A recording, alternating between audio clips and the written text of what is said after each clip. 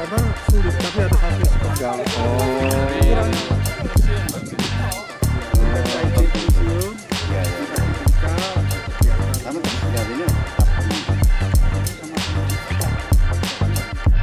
Salam peta.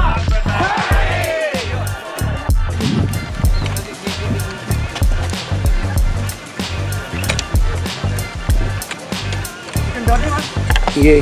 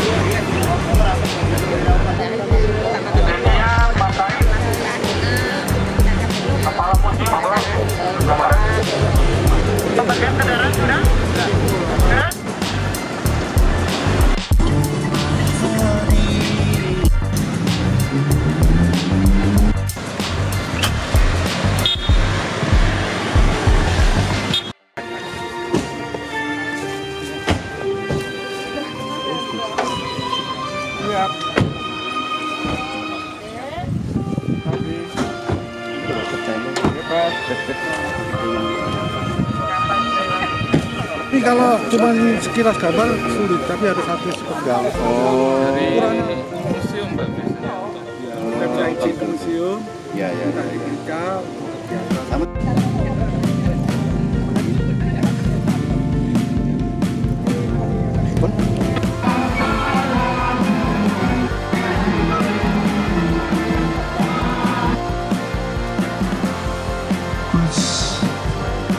Pak Somo, Mbah Putra Putri Pejuang. Assalamualaikum warahmatullahi wabarakatuh. Selamat pagi, salam sejahtera. Random acara mendalan tanggal 28 Juli 2024 pukul 11.00. 1. Pembukaan. 2. Menyanyikan Indonesia Raya. 3. Mengheningkan cipta. 4. Pembacaan sinopsis Palagan Mendalan. 5. Sambutan camat atau tokoh masyarakat. 6. Sambutan ketua peta. 7. Mendengarkan lagu peta. 8. Pemberian tali asih masyarakat yang berjasa. 9. Pemberian piagam penghargaan. 10. Pembacaan Yasin, tahlil dan doa. 11. Potong tumpeng. 12. Tama-tama. 13. Penutup. Untuk mengawali acara menyanyikan lagu Indonesia Raya. Hadirin dimohon berdiri.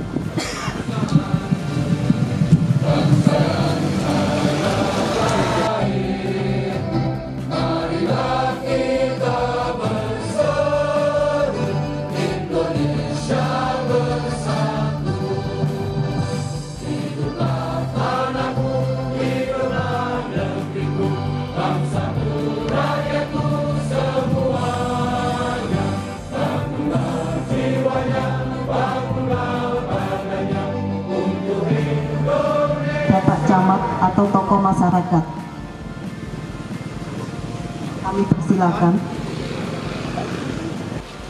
Tentang perjalanan Kompi Sumadi atau Kompi Macan Putih. Pada tanggal 25 Desember 1948, Kompi Sumadi bersama-sama dengan Kompi Mistar mengadakan serangan umum terhadap Mendalan. Kompi Sumadi mengambil arah dari Gunung Barasbang serta dari Sungai Konto sebelah barat. Sedangkan satu seksi dari Kompi Mistar dari jurusan Ngantang lewat Gunung Lok Songo terus turun ke Kampung Mendalan di bawah pimpinan Cerma Akub yang gugur pada waktu itu. Dengan bertempur gagah berani, Letu Sumadi serta seksi Leda Sugiarto dapat masuk ke sentral Mendalan pada tanggal 25 Desember 1948 dengan mematahkan semua perlawanan Belanda. Pada jam 5 pagi hari, mayat Belanda bergelimpangan dilalui oleh Letu Sumadi dan Seksi Sudiarto. Setelah hari mendekati terang, maka Letu Sumadi dan Seksi Sudiarto bergerak mundur ke arah jurusan Bocok. Pada waktu mundur ini terjadi serangan Belanda secara mendadak. Rupanya Belanda memang menunggu kita kembali. Terjadilah pertempuran yang sangat sengit secara perorangan di pinggir hutan Parasbang. Leda Sudiarto dengan gigih memegang pedang samurainya, dan memang beliau ini semasa mudanya adalah seorang pemberani serta mempunyai tubuh yang sangat kuat. Terang di mata Sumadi bahwa banyak sekali pasukan Knil menjadi makanan pedang Leda Sudiarto. Suara letusan serta terikan dari masing-masing pihak dicampur dengan suara mereka yang terluka dan mengadu sangat mengerikan. Sungguh perkelahian sangat hebat. Kita maupun pihak Belanda sama-sama tidak dapat melepaskan perkelahian itu. Belanda terdiri dari pasukan Baret Merah yang diberi nama Gajah Merah di bawah pimpinan Kapten Van de Vries. Dalam perkelahian itu Sumadi terlibat dengan menggunakan segala kemampuannya. Sersan Misri, Kopral Dono, Kopral Sugeng, yang lainnya tidak ingat lagi, tergeletak luka parah, dan mereka ini meminta tolong kepada Letu Sumadi sebagai komandannya. Tidak lama kemudian Leda Sudiarto roboh, terlanda tembakan lawan. Melihat hal yang demikian, segera saja Letu Sumadi menarik Leda Sudiarto yang terluka itu. Darah membasahi baju Sumadi yang pada waktu itu mengenakan pakaian safari. Leda Sudiarto yang terluka diseret oleh Letu Sumadi ke sebelah gunung yang aman. Namun sangat disayangkan, Leda Sudiarto terkena tembakan lagi sehingga mengakhiri hidupnya. Sungguh gagah dan berani sejarah perjuangan saudara Sudiarto ini, sehingga generasi pemuda Sempat telah mematungkan dirinya di desa Ngantang, Malang. Letu Sumadi segera kembali ke tempat pertempuran dan dengan tenang dapat menghabiskan seluruh musuh sekira 2 regu di Kota Parasbang. Dengan demikian kita semua yang berjumlah 20 orang telah gugur dan Belanda sendiri juga habis sama sekali sekira 2 regu juga. Sumadi tidak dapat mengambil jasad rekan-rekannya dan disertai cucuran air mata sendirian kembali ke induk pasukan Seksi Martawi di desa Kasiman yang jaraknya sekitar 5 km. Sedangkan Kompi Mistar telah gugur. Serma Akub beserta 1 regu pasukannya di desa Mendalan dengan gagah berani. Lurah Mendalan yang bernama Wongso Astro juga gugur, dan setelahnya jenazahnya ditemukan dimakamkan di makam umum desa Mendalan. Lurah ini patut dipuji keberaniannya, dan beliau mempunyai seorang anak angkat bernama Mudiono. Terakhir beliau berpangkat Brigadir Jenderal Purnawirawan. Setelah mengalami pertempuran yang sangat hebat ini, maka Kompi Sumadi mundur ke pertahanan yang baru di daerah Kasiman. Mayor Kadim Prawiro Dirjo berhasil mengumpulkan kembali bekas pasukan Komando Hayam Buruk. Kapten Sumadi dipanggil ke daerah Ngoro dan mendapat perintah untuk merencanakan penyerangan ke Mendalan pada tanggal 1 Juni 1949. Diadakan serangan terhadap Mendalan. Pasukan-pasukan yang ambil bagian dalam pertempuran ini adalah Batalion Mordik Sucipto yang mendapat perintah untuk menyerang dari arah barat Sungai Konto. Batalion Munasir, tampak Pak Munasir menghadang musuh antara Kandangan dan Kasembon. Sedangkan Kompi Macan Putih yang terdiri dari Seksi Jalil menyerang lewat Waduk Sekuli terus sampai Klepenhuis, Sentral Listrik Mendalan. Seksi-seksi yang terdiri dari Kompi Gabungan Yon Isa Idris menyerang dengan rute Kelangon, Gobet terus ke Mendalan. Seksi Martawi lewat Sungai Konto, serta merupakan serangan pendadakan yang tidak diduga oleh Belanda. Kapten Sumadi sendiri dengan Seksi Adenan lewat desa Mendalan terus masuk hutan dan keluar sampai Gunung Parasbang. Dan serangan ini juga merupakan pendadakan yang sangat baik. Tetapi rute tersebut sangat sulit dan melelahkan. Pada jam 12 siang kita mulai membuka tembakan. Pasukan yang dipimpin Kapten Sumadi mengetahui dengan jelas bahwa Belanda sedang santai bermain bola di lapangan. Senjata water mantle ukuran 7,62 yang dibawa pasukan pimpinan Kapten Sumadi segera memuntahkan pelurunya pada musuh yang sedang bermain bola. Serentak musuh kalang kabut dan sama sekali tidak sempat membalas. Musuh yang berada di Mendalan ini adalah Knil yang sangat banyak pengalamannya. Mereka beranggapan pada siang hari tentu tidak ada gerilya yang berani keluar untuk menyerang Mendalan yang jaraknya sangat jauh. Dari segala penjuru Mendalan, pihak Belanda mengalami tekanan tembakan gencar sehingga banyak korban berjatuhan. Kita sangat mengenal medan, apalagi Kompi Macan Putih yang tahu betul segala penjuru yang baik untuk pendadakan. Kapten Sumadi dengan Seksi Adenan dan Sersan Akia dapat masuk ke satu markas Belanda dan dapat merampas apa saja yang ada, terutama mentega dan beberapa senjata. Pada waktu itulah Saudara Letnan Adenan, Komandan Seksi yang gagah berani, bersama dengan Kapten Sumadi telah memasuki markas musuh. Letnan Adenan terkena tembakan pada bibirnya dan segera kita bawa mundur. Saudara Letu Merlan juga ikut dalam pertempuran itu dan dia berasal dari pasukan Batalion Sucipto yang bergerak dari desa Gobet dan telah dapat melalui sentral Mendalan. Seksi Jalil dan Seksi Matawi melewati Sungai Konto juga mendapatkan kemenangan yang sangat baik. Benar-benar Belanda mendapatkan pendadakan yang menguntungkan bagi kita. Memang bagaimanapun santainya Belanda itu, mereka masih ada juga yang selalu siap siaga.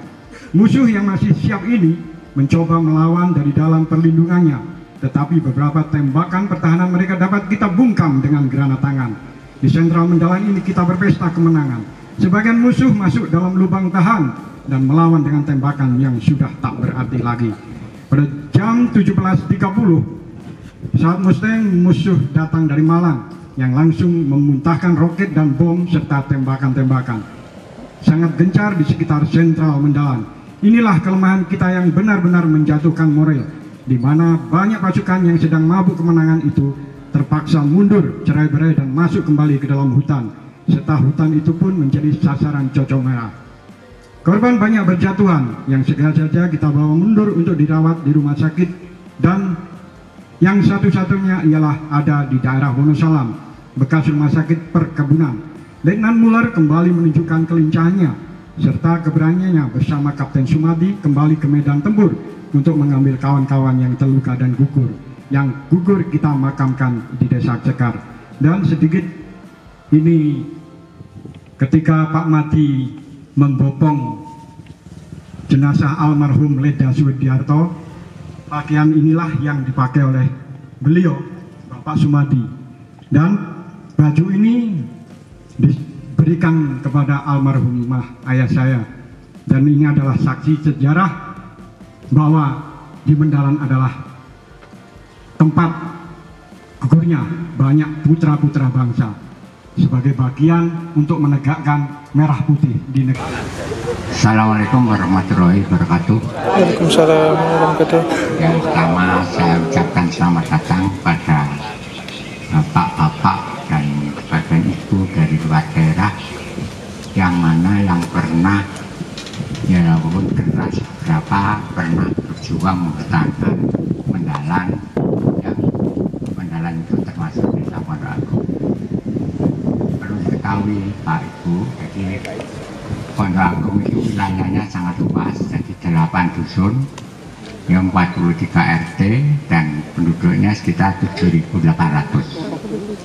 Sangat luas. Nah, dulunya yang paling terkenal ya Mendalan ini. Pondok Agung tidak terkenal karena apa? Yang ada PLTA-nya, PLN-nya itu hanya Mendalan. Yang lainnya dan Siman ya. Jadi Mendalan ini yang pokoknya yang kedua Siman. Terus waktu itu sebelum ada banyak PLTA atau PLN, itu yang ada dulu ya Mendalan ini. Sehingga Mendalan ini menyaplai sampai ke Waru dan Surabaya secara umum. Itu Mendalannya. Demikian, kurang lebihnya mohon maaf. Saya akhiri. Wassalamualaikum warahmatullahi wabarakatuh.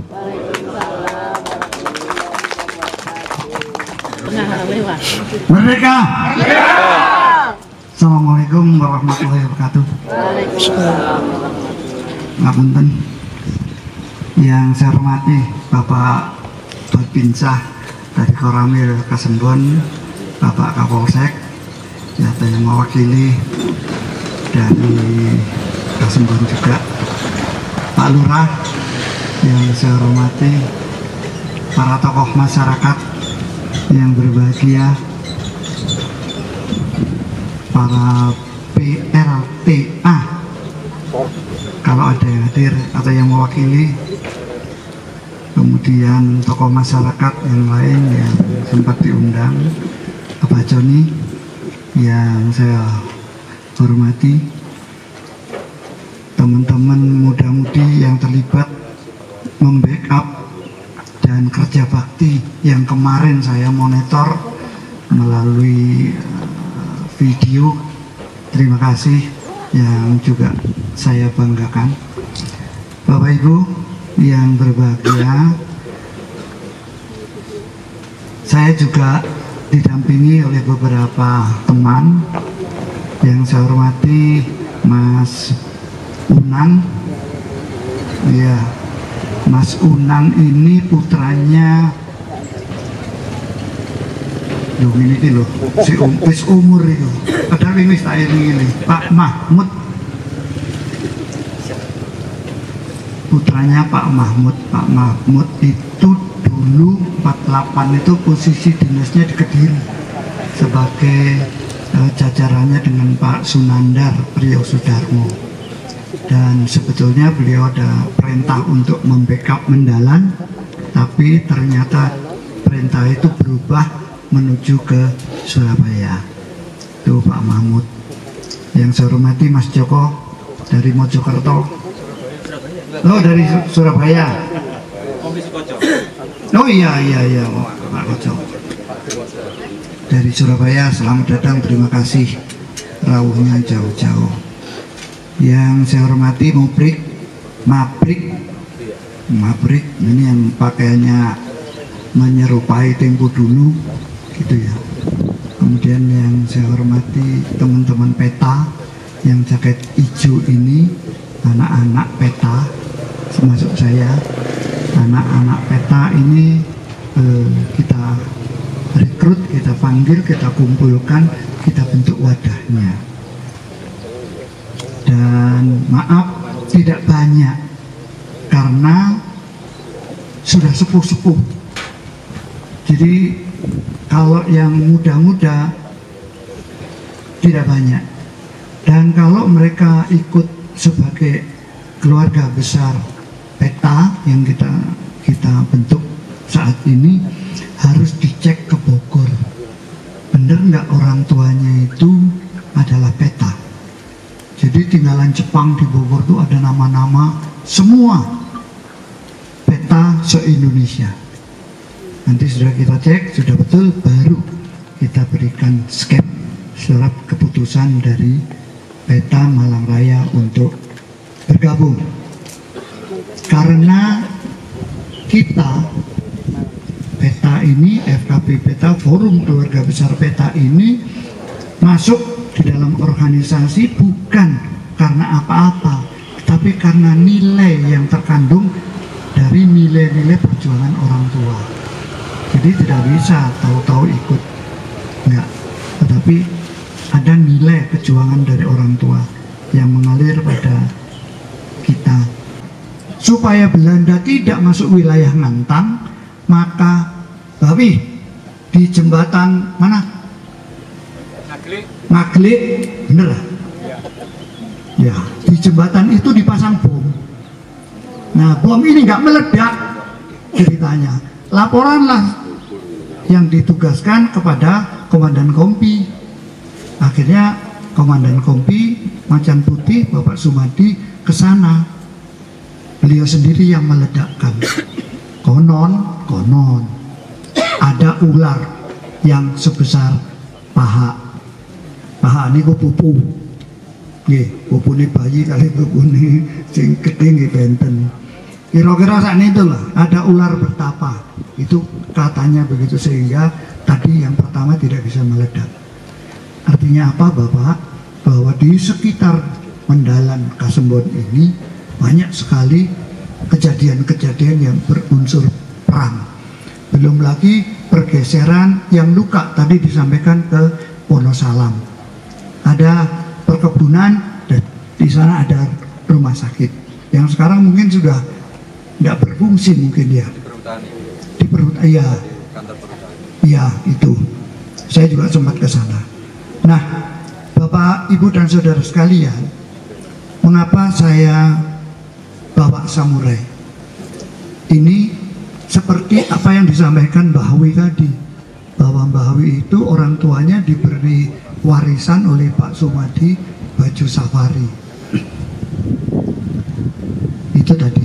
Kalau ini samurai, ngapunten, ini samurai juga tinggalan yang dipakai waktu di sini.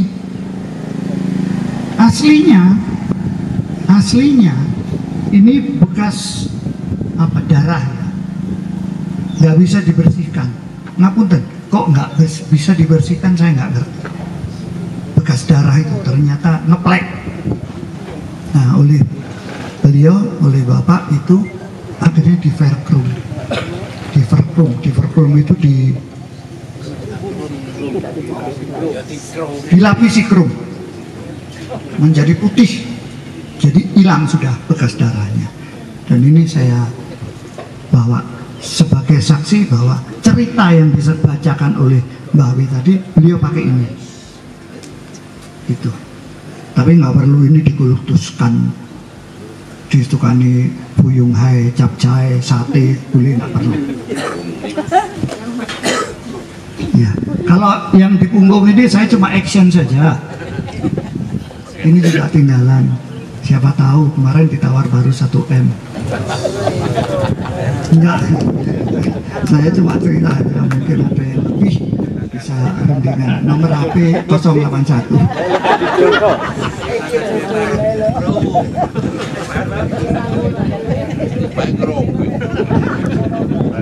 Sama katana, namanya katana, bukan samurai. Samurai itu adalah personil, manusianya itu namanya samurai. Kalau pedangnya namanya katana. Dan ini yang di punggung saya ada sertifikatnya, ada tulisannya, itu aja. Jadi pantas kalau harganya, maaf ya Bapak Ibu. Jadi saya bawa cerita pertempuran seperti itu, dan orang tua saya cerita pertempuran seperti itu, sehingga kami ingin cerita di sini ini menjadi sejarah yang monumen, khususnya untuk adik-adik generasi penerus. Siapa tahu nanti menjadi destinasi wisata perjuangan di Mendalan ini. Kita nggak tahu siapa yang akan datang, karena saya lihat ada gua di sana, mungkin itu juga menjadi objek wisata, tapi tidak meninggalkan sejarah perjuangan bahwa di sini pernah terjadi heroik yang semacam itu.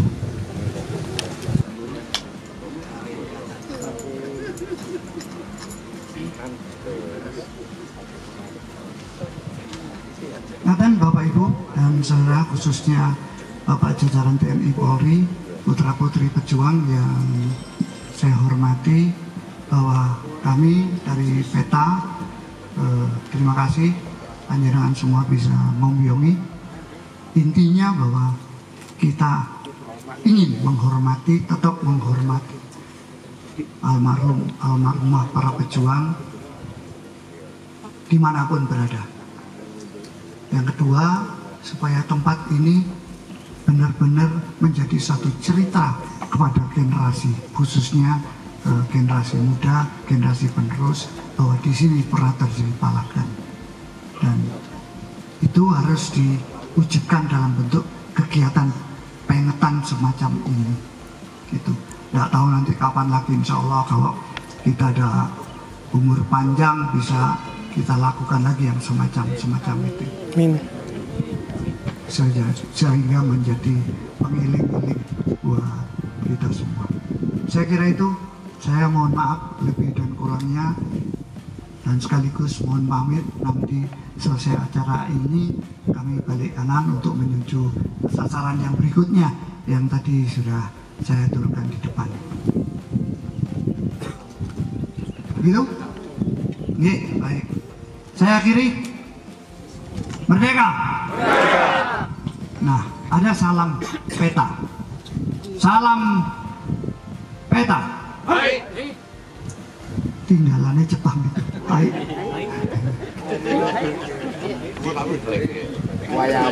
Coba sih dulu. Yang nggak bilang kaules kokoda. Salam peta. Loh, anjir.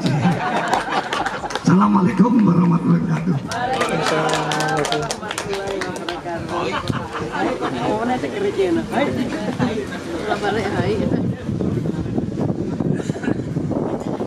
Untuk selanjutnya menyanyikan lagu Padamu Negeri, hadirin dipersilakan berdiri.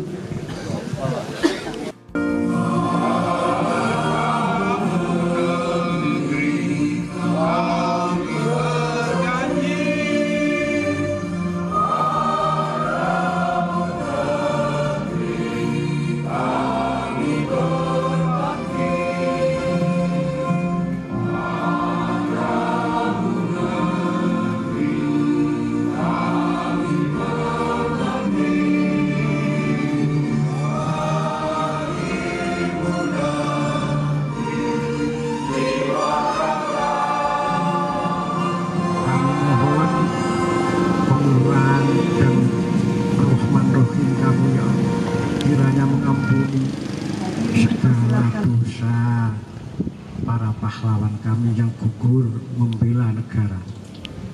Ya Allah, tempatkanlah mereka di sisi-Mu ya Allah. Jadikanlah negara kami negara yang aman, damai. Para penerusnya diberikan kekuatan. Jauhkan dari permusuhan dan perpecahan. Jauhkan dari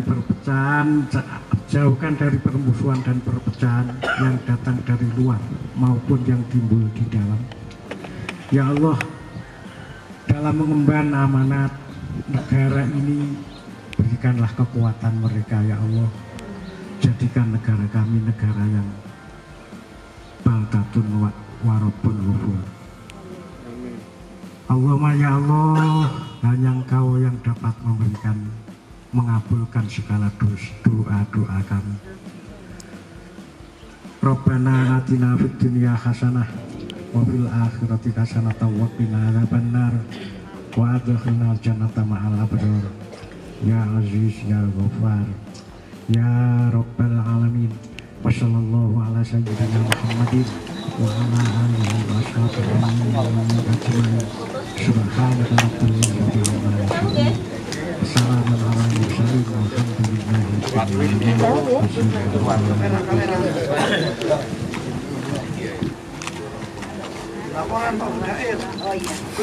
Nggih. Kami persilakan Bapak Wisnu. Oke. Ini Om Incut sama Om Tohan itu veteran juga. Kalau nggak salah kelasnya pangkatnya kopral. Dulu SK-nya dari Pak Sambas. Teman-teman PPM banyak dulu. Nih, terima kasih.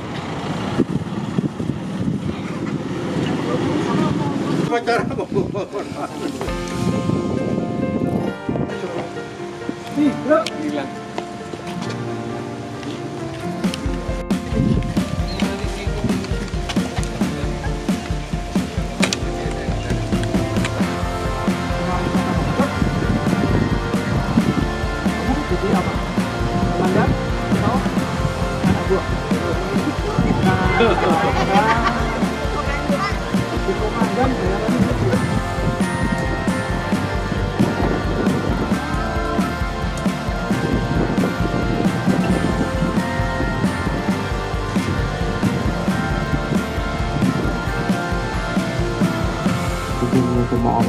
يا عزيز يا غفار يا رب العالمين وصلى الله على سيدنا محمد وعلى اله وصحبه وسلم والحمد لله رب العالمين.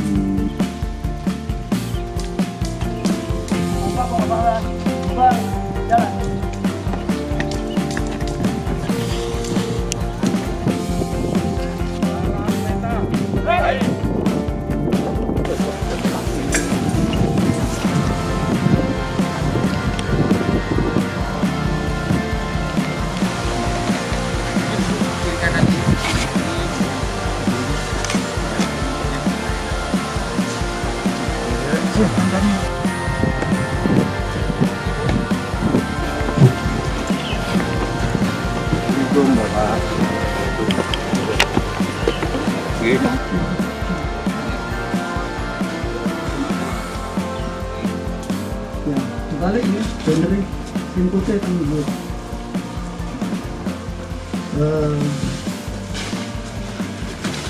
Saya mau cerita sedikit sekedar teman-teman tahu, tidak mohon tidak dipertemukan dengan agama, karena yang saya ceritakan ini adalah bukan dari unsur agama. Oke, kita sekarang ada di makam Kain Kalangsem. Kain Kalangsem ini dulu panggilannya Kerajaan Bumi di Sulawesi. Ini apa namanya? Nah, ini bertambah apa? Bune, sampai ini ngomong bune lho. Dari Kerajaan Bumi itu ada di Sulawesi. Putra, ya, Sulawesi Selatan, putra Sultan Hasanuddin. Ini sejarahnya begitu. Ada kehendak untuk melawan untuk bersatu dengan Belanda, tapi almarhum tidak mau, bahkan dengan pasukannya, dengan teman-temannya menyeberang ke Jawa.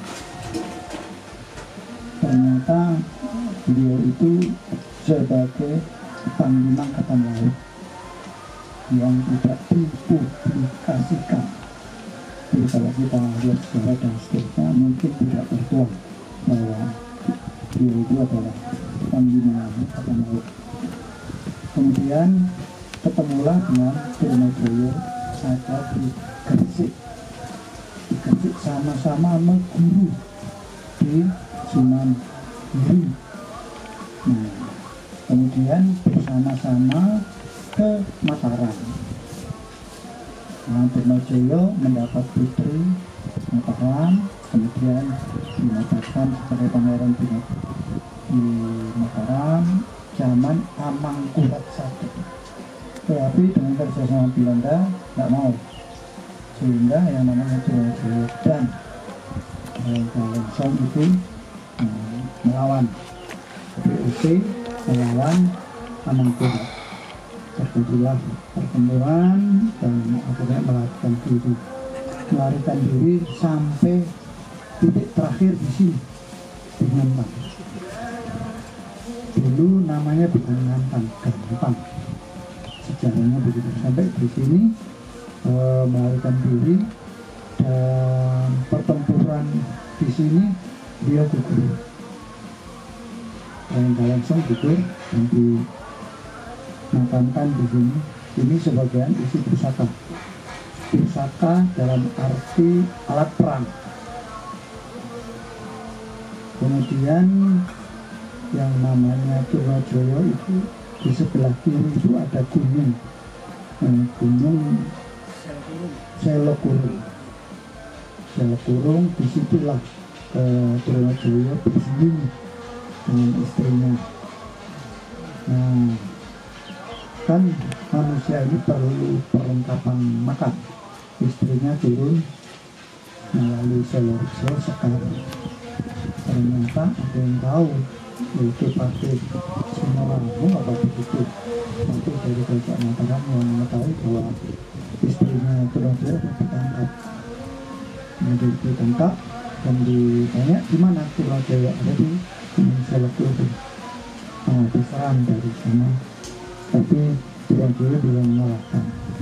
Kemudian diserang lagi dari desa Kuwatu, Batu Rejo.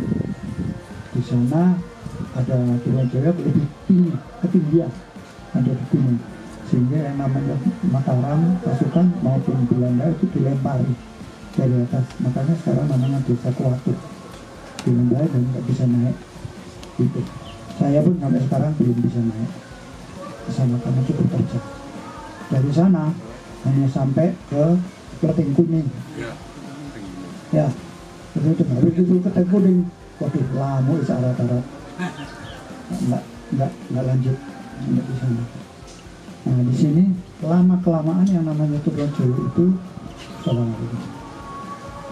Tulang Jawa itu juga nggak betah.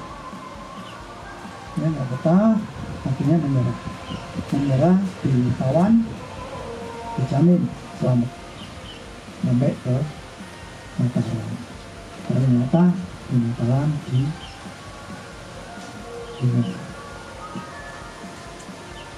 Nah, setelah Mataram dibunuh, maka para Tulang Jawa ini itu putus. Sebetulnya Tulang Jawa itu kan kaitannya dengan raja-raja di Sumatera. Ya, itu kalau cerita nggak cukup sehari semalam. Jadi ini jangan. Nah, di sisi lain, saya punya kisah tersendiri dengan tempat-tempat itu, di mana orang tua saya waktu gerilya tadi di Mendalam maupun pertempuran di Batu, ini yang Batu. Pujon, Balu, ya. Itu sering ada di sini, sering ada di Watu, di Selekurung. Dan di Selekurung itu didampingi sama Mbah Joyo Rebu, almarhum. Nanti kita dapat hubungan di sana. Nah, di Selekurung itu suatu malam bapak itu dicambuk,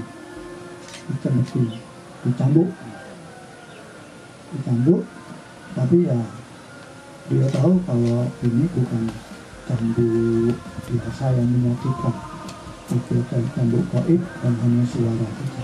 Ternyata memang setelah pagi mendapatkan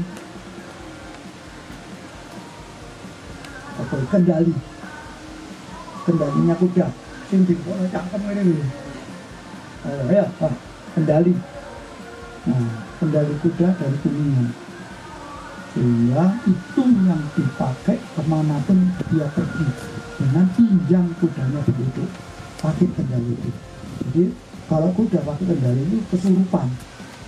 Sehingga dibawa lari aja kemana-mana, Mendalam, ke Mojokerto, Pacet ke Kretes, naik lagi, turun ke sini sampai dikembalikan lagi kuda itu.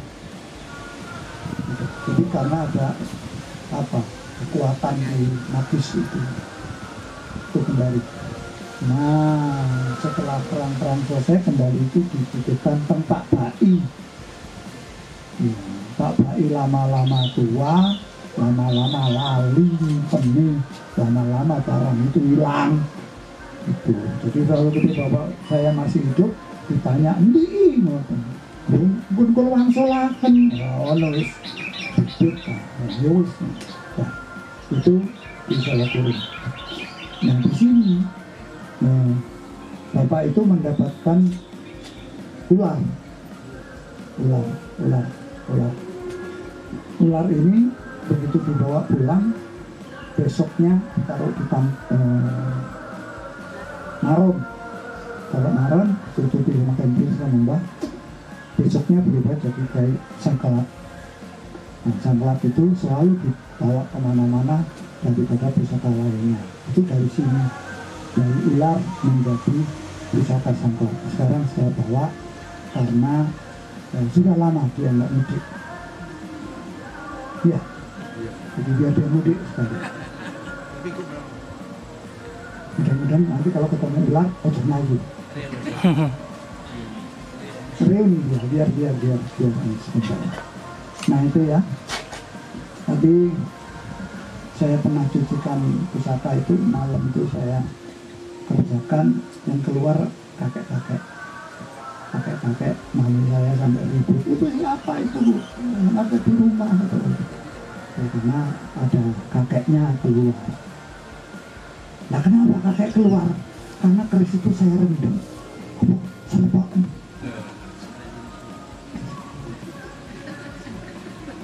Sangel. Saya kan bilang jadi serius. Ya. Jadi kakek-kakek ya besok kakinya sudah kembali sampai sekarang. Sehingga sekarang bawa ke sini. Nah kita di sini ya karena kita beragama Islam ya mari kita mendoakan secara Islam. Ya kalau beragama lain yang monggo silakan. Syukur kalau nanti dapat bunga. Dan syukur kalau di antara teman-teman berkenan untuk sedikit concern apa motivasi. Artinya meskipun berdoa silahkan berdoa, tapi coba konsentrasi sedikit, gak usah lama ya, karena kekuatan spiritual itu per detik ya, saya bisa cerita begini per detik, jadi konsentrasi lah meskipun membaca Al-Fatihah seberapa lamanya Al-Fatihah tapi tetap itu konsentrasi insyaallah, dan semua kembali kepada Allah Subhanahu wa Ta'ala. Dan saya ngajak teman-teman ke sini karena beliau ini juga mendapat pangkat pahlawan nasional. Padahal usianya kalau nggak salah 24 tahun. Ya, 24 tahun usianya, tapi sudah pahlawan nasional. Jadi kita kunjungi karena kita ini putra-putri pejuang. Putra-putri pejuang. Jadi ada darah, ada filosofi di dalam. Monggo.